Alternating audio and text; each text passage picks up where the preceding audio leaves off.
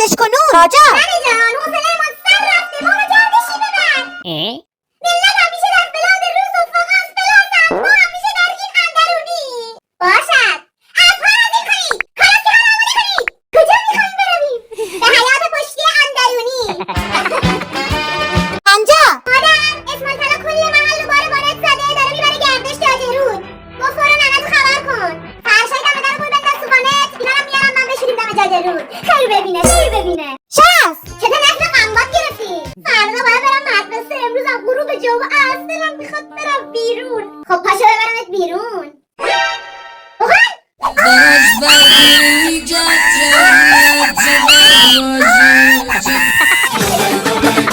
هفتاد من زود باش دیگه، به غروب میخواییم آفتاب میپره. بودو مامان کجا میری؟ من نمیام. کجا بیای؟ داریم میری پارک. ما میریم آمپول بزنیم، پاشو بیا.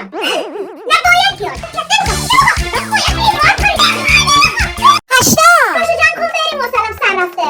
کجا رو دارم برم من؟ ترکیه. چیه هر هفته ترکیه؟ تکراریه دیگه. من نمیام. به جهنم نیا. 90 صندوقو پر کردم، مکانم ردیفه. 2 دقیقه دیگه پایینم. باز کجا رو افتادی؟ منم میام.